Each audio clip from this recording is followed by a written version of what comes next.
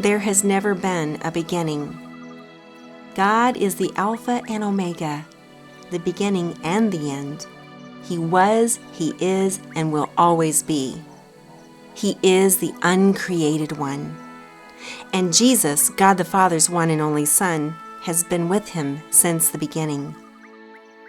They created the heavens and the earth, and with His words, "Let there be light," He birthed the nations. He filled the sky with heavenly lights. He showed His glory. You can see His beauty everywhere. The very nature of the triune God is loving relationship. Although He did not need us, He wanted us. God scooped up some mud and formed it in His gifted hands, and then He blew His Spirit into Adam. And He created Eve for Adam. We were the pinnacle of His creation, and we were created in His image. He saw all that He created and said, "It was very good." God placed upon the earth the most beautiful of gardens, the Garden of Eden. The air was fresh and pure. The heavenly floral breath wafted throughout the earth. Our relationship with God was good. Our relationship with each other was good. And our relationship with nature was good. Life permeated all things, and the emerald carpet laid the path to the tree of life and to the tree of the knowledge of good and evil. The garden was their special home, and it was perfect. Sickness didn't exist, neither did sorrow, pain, or any kind of brokenness. Because the very nature of God is loving relationship, He did not want mechanical men, so He gave us free will. He gave us permission to eat of any fruit in the garden, including the tree of life. He only made one exception when He said, "Do not eat from the tree of the knowledge of good and evil." They had it all. Adam and Eve walked and talked directly with God. They were in His very presence.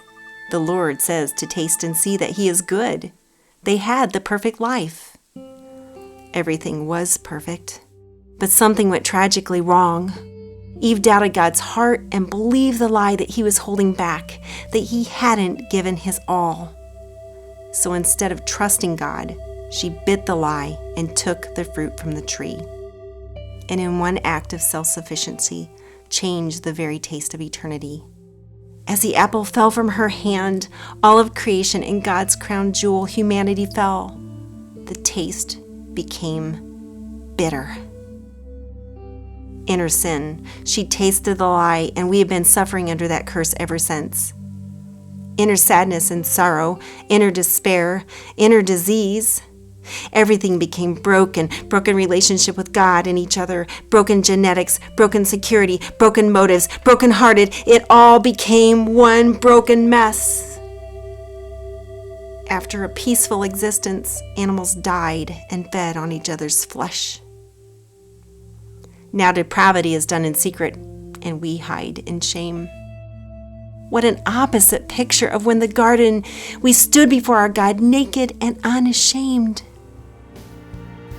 Although man sinned against a perfect God, because we are His created, His beloved children, His heirs and His image bearers, He had a plan.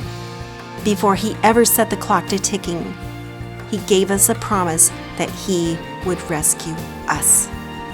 There really is a happily ever after.